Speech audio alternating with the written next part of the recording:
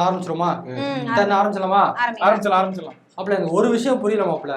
இவரை இவ்வளவு கஷ்டப்படுறாரு மாப்பிள்ள. இவர் ஏன் இவ்வளவு ஓட விடணும்னு எனக்கு தெரியல.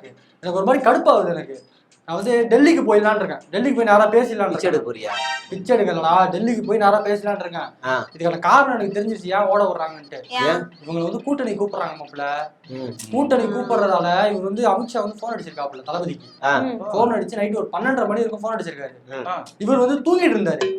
தூங்கிட்டு இருக்கிறப்ப போன் எடுக்க முடியாதுல்ல. தளபதி எப்பவுமே தானே தூங்கிட்டு இருப்பாரு. இல்ல போன் அட்டெண்ட் பண்ணாரு மாப்பிள்ள. போன் அட்டெண்ட் பண்ணி அந்த பக்கம் இருந்துட்டு मेरा मेघ भाग चिनेगे காரமச்சேகா டர்ரேனா அப்படின்னாரு அமித்ஷா. இவர் என்ன நினைச்சிட்டாருன்னா இது ஏதோ ஸ்பேம் கால் போல இருக்கு, கஸ்டமர் கால் நினைச்சு கட் பண்ணிட்டாரு. திரும்ப அதே நம்பர்ல இருந்து கால் வந்திருக்கு. அரே சூப் அப்படின்னு அவர் திரும்ப கேட்டிருக்காரு.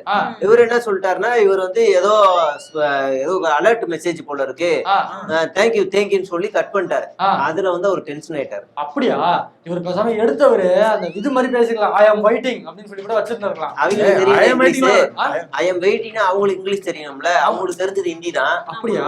இவருக்கு தெரிஞ்சது ஒரு 4 வார்த்தை இங்கிலீஷ், தமிழ், 4 வேற பாஸ்ட் அவுட் வேற. என்ன அது கூட அது பிரச்சனை இல்லப்பா. இப்ப எனக்கு என்னன்னா மாப்பிள்ள, இதுக்கப்புறம் நம்ம வந்து ஒரு தொண்டரா இருந்து வேலைக்கு ஆகாது மாப்பிள்ள. அப்புறம் ஆக போறாடே.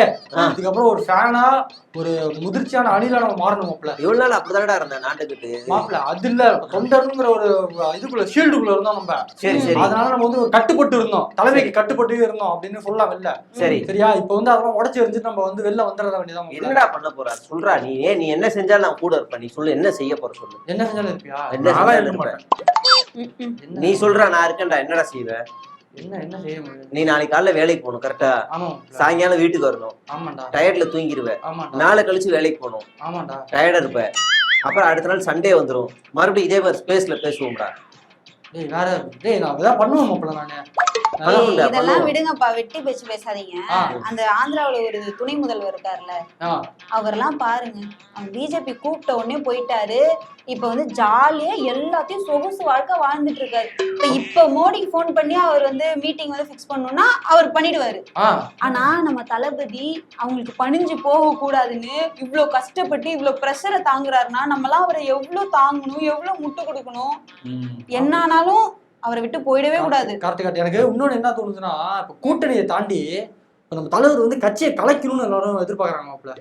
யாரு குசி நினைக்கிறாரா? குசி இல்லடா, மேல டெல்லியில. மேலையா? சரி. கட்சியை கலைச்சிட்டு போனாதான் இவங்களுக்கு வந்து இங்க ரூட் கிளியர் ஆகும். எது சுப்ரீம் ஸ்டார் மாதிரியா? யாரு சுப்ரீம் ஸ்டார் கட்சியை கலைச்சாரு அது மாதிரியா? ஆமா, அந்த மாதிரி கூட சொல்லலாம். ஆனா இவரு கனவு நைட். ஆனா இவருக்கு மாமியார் இல்லையே, கனவுல எப்படி கனவு? வேற யாரு வந்து சொல்லுவா? குசி சொல்லுவாரு நினைக்கிறேன். குசி இது மாதிரி காண்டார போற மாதிரி காதுல போய் கத்துவாரு போல குசி. கலைச்சிரு அப்படின்ட்டு.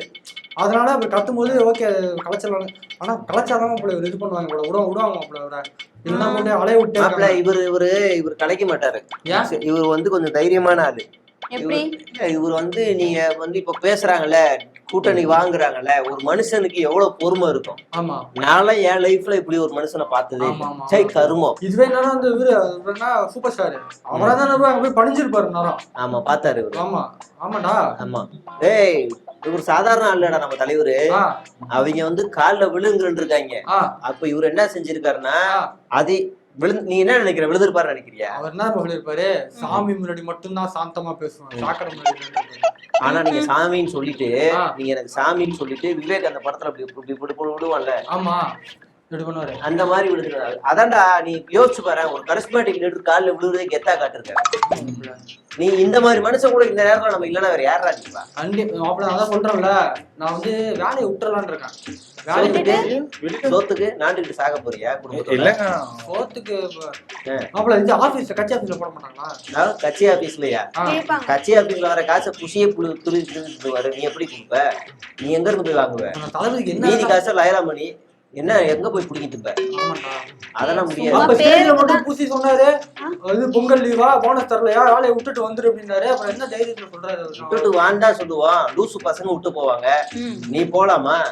நாமெல்லாம் வெளிநாட்டுல இருந்துட்டு ராசுக்கா அரசியல் பண்றோம்டா. இங்கே இருந்து வேலையை பாரு, அவ்வளவுதான். இங்க இருந்து பண்ணு போதும். நீ எதுக்கு அங்க போய் கட்சியில அங்க போய் பண்ண போற? நீ போனா உனக்கு எல்லாமே கொடுத்துருவாங்களா? தம்பி சும்மா பேருக்கு தான் சொல்லுவாங்க. விஜயகாந்த் மாதிரி 2வது விஜயகாந்த் எல்லாம் அவர் சோறு போட்ட மாதிரி எல்லாம் சோறு எல்லாம் போட மாட்டோம். புரியுதா? சரி மாப்பிள்ள மாப்பிள்ள நான் இல்லடா நான் என்ன நினைச்சேன்னா ஏதாவது இந்த மாதிரி தளபதிக்காக பண்ணி எனக்கு வீடியோ ஏதாவது போட்டே இருந்தா எனக்கு போஸ்டிங் கிஸ்டிங் கொடுப்பாங்கன்னு நினைச்சேன் நானு. அது கொடுப்பாங்களா நீயே எழுதிக்க. என்னது நீயே எழுதிக்க. சும்மா ஏதாவது ஒரு படத்தோட பேரை போட்டு கொள்கை பரப்பு செயலாளர் போட்டுக்க. அவ்வளவுதான். அப்படியா? ஆமா ஆமா. நான் கூட அப்படிதான் போட்டுருந்தேன். ஆமாடா உன் பேர் என்ன சுரேஷ் தானே? சுசு. நீ என்ன பண்ணு நாளைக்கே சுறா பட கொள்கை பரப்பு செயலாளர்னு போட்டுக்க. கடற்படைன்னு போட்டுக்கிறேன். கடற்படை. ஆமா அது போட்டுக்க. நீ ஏன் வச்சுக்க, அதெல்லாம் கண்டுக்க மாட்டாங்க. நீ பண்ணிக்க. சரி சரி. நீ வந்து நம்ம தலைவர் வந்து இப்ப என்னன்னா அவரு சோகமான பிஜிஎம் போடுவேன்ன, ஆனா உண்மையிலேயே சொல்றேன் அவர் உடஞ்சு போயிருக்காரு. சாக ஒரு மாதிரியா இருக்காருண்டா. அவரு வாழறதுக்கே என்னடா அது அப்படின்ற மாதிரி சுத்தி அடிக்கிறாங்க. வாழ முடியும், கஷ்டமா இருக்கு மாப்பிள்ள, இரிட்டேட்டா இருக்கு, சோகமா இருக்கு. ஆனா இதுக்கெல்லாம் காரணம் மோதவ் தானாமே. கட்சியை கொண்டு போய் மேல அடகு வச்சுட்டாராமே பேசிக்கிறாங்க. ஆமா ஆமா அவர்தான். யார் மோதவா? ஆமா குசியை காலி பண்ண வந்த சதி. இல்ல இவர் இப்படி சகுனி வேலை எல்லாம் பாக்குறாருன்னா முன்னாடி இந்த கட்சி எல்லாம் அடிச்சு துரத்தி விட்டாங்களாம். இவங்க வந்துட்டு இந்த இதெல்லாம் புரியாம அவரை கூட வச்சுக்கிட்டாங்களாம். இல்ல இவரு ஸ்பெண்ட் பண்றேன்னு சொல்லியிருக்காரு. அவர் நிக்கிற தொகுதிக்கும் நம்ம தளபதி தொகுதிக்கும் நான் சேர்த்து செலவு பண்றேன்னு சொல்லிட்டாரு. அவர் ஓகே சொல்லிட்டாரு. அதனால நான் பாத்துக்கிறேன்ட்டாரு. நம்ம ஐஆர்எஸ் அருண்ராஜுக்கு செலவு பண்றதுக்கு ஆள் இல்ல. அவர் திருச்செங்கோடு முடிவு பண்ணிட்டாரு. ஆனா செலவு பண்ற காசு இல்ல. நான் பாத்துக்கிறேன், நான் வெளில டெல்லியில இருந்து பேசிக்கிறேன்னு அவரும் சொல்லிட்டாரு. செலவு பண்றதுக்கே காசு இல்ல. அப்புறம் பொங்கல் கோலத்துல டிவிக்கேன்னு போட்டா பொங்கல் பரிசு தரேன்னு அறிவிக்கிறாரு. அது நம்ம பாத்துக்கலாம். நான் இப்போ கலிபோர்னியால நிக்க போறேன் நானு. மாப்பிள்ள இன்னொரு விஷயம் தெரியுமாடா, வருத்தமான விஷயம். யாரும் அழுதுறாதீங்க என்ன சொல்றேன்ட்டு. என்ன நம்ம கூட்டணிக்கு வந்தா என்ன தரோம்னு சொன்னோம், ஆட்சியில பங்கு அதிகாரத்துல பங்கு தரணும்ல. தலைவர் சொல்லி இதெல்லாம் ஒரு வருஷம் 30 நாள் நம்ம ஆக போகுது போல. ஒரு கட்சி கூட நம்ம கூட கூட்டணி வரலாம். எல்லாருமே நம்ம தளபதியை சேமா பார்க்க ஆசைப்படுறாங்களா? ஷேர் வேணாம் நீங்க தனியா நில்லுங்கன்னு சொல்லாம சொல்றாங்க. இது கூட புரியாம அழுவுறிய தனியா இவரு. சரி நீ நினைச்சிட்டு இருக்கியா? நான் போய் ஒரு 4 பேர்கிட்ட கேட்டேன், விஜய் ரசிகர்களா பார்த்து கேட்டேன். அவங்க சொல்லிட்டாங்க 2026ல 200 தொகுதிக்கு மேல ஜெயிச்சிடலான்னு. 200 தொகுதிக்கு மேல ஜெயிச்சிடலாம். எத்தனை தொகுதின்னு கேட்டா தெரிஞ்சிருக்காது உங்களுக்கு? 298ன்னா 298 மாப்பிள்ள 300 ரெண்டு போயிடுச்சு. இப்போ 298 தான் எனக்கு தெரியும். அது இல்லாம படம் ரிலீஸ் ஆயிருச்சு அப்படின்னா 298 ஜெயிச்சிடலாம். படம் ரிலீஸ் ஆகாதவங்க இப்ப 200ல நிக்குது. பசங்களா படம் வந்து தமிழ்நாட்டுலதான் தடை. நீ போய் பாத்தீங்களா? கலிபோர்னியால படம் ரிலீஸ் ஆகி அமோகமா ஓடிட்டு இருக்கு தெரியுமா? அப்படியா? நம்ம பையலும் 4 பேர் டிக்கெட் போட்டு போயிருக்காங்க. யாரும் பாத்துருக்க மாட்டாங்க. ஆனா நான் ஒண்ணு சொல்லிக்கிறேன், இங்க பாருங்க, ஒழுங்கா சர்டிபிகேட் கொடுத்துருங்க. இப்ப கொடுத்துட்டா வெறும் தளபதி விஜய் மட்டும் டைட்டில் கார்டுல வரும். அப்படி இல்லன்னா முதலமைச்சர் விஜய் டைட்டில் கார்டுல வரும். அவ்வளவுதான். பாத்துங்க. சொல்றா சூப்பரா சொல்றா. அப்புறம் படம் ரிலீஸ் ஆச்சுன்னா முதலமைச்சர் அடுத்த படத்தோட டைட்டில் முதலமைச்சரடா. என்ன மாப்ள ஃப்ரண்ட்ல போடுவாங்கல தளபதி விஜய்னு வரும். அப்படியா? அதுல வந்து எப்பறா சிரிக்காம சொன்ன இந்த வார்த்தையை? மாப்ள வரும்டா.